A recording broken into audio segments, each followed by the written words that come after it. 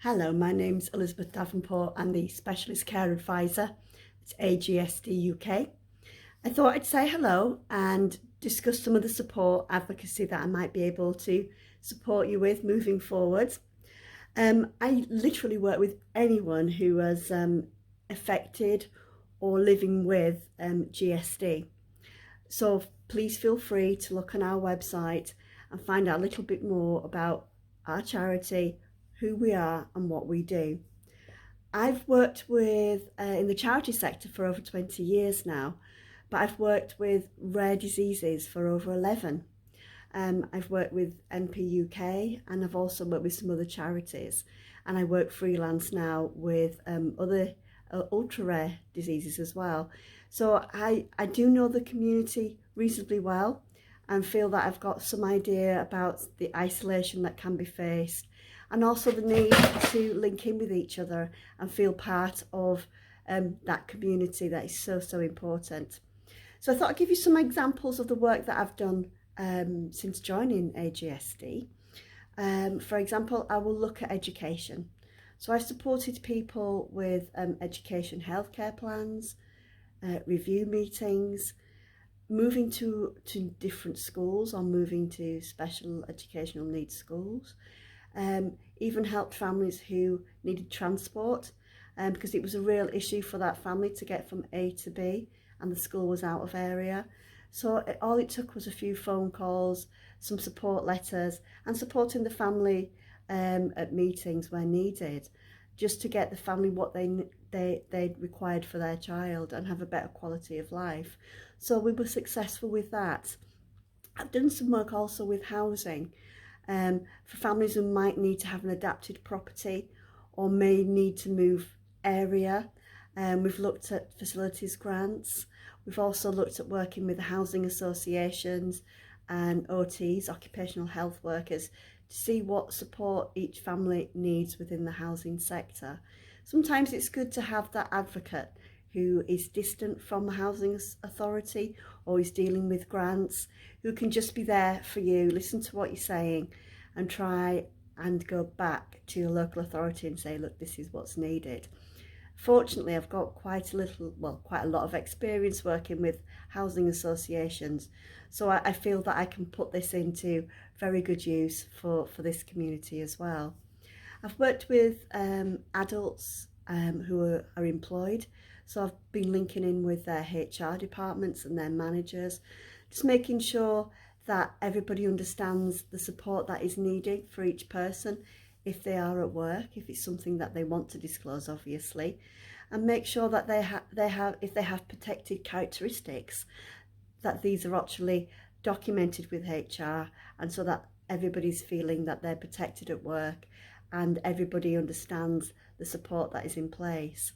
I've also worked with parents or adults who maybe have trials and need to get time off of work, so I've worked with HR, delivered support letters, and got people some time off of work so they can maybe go with their child to hospital.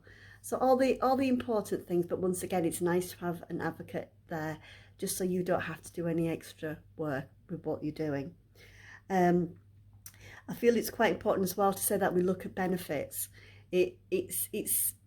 We have our own specialist benefit advisor, so people come to me, then I refer you on to our specialist benefit advisor called Zainab. She's very good at what she does, very experienced. I've known Zainab for quite a long time. But it's important that families keep all their information together, because I am finding that when we're working with people on application forms, before I refer to Zainab, people sometimes haven't kept a copy of their application forms, haven't kept a copy of their evidence letters. So I would say, good point, get a little file things away, and then you've got everything that we need and what Zainab needs to help you moving forward. So we've done education, we've done housing, we've done employment. I also feel as a community, it's important that you get to know each other. Feel free to ask questions and to feel that you've got a peer support. So I would like to know if you feel maybe some little coffee mornings or at the moment virtual groups might be something you would be interested in. So we could do this, you know, for mums with young children, for siblings. We could do that for dads or for mums or for people living with a GSD condition. I'd like to know what your thoughts are and what you think. So I think that's something I'd like to work on in the future. I do emotional support as well. I'm a bereavement counsellor, but I feel like people know that as they get to know me, that they can just pick up the phone, and if they're not having a good day or they want to talk something through, that I am here for them and I will listen.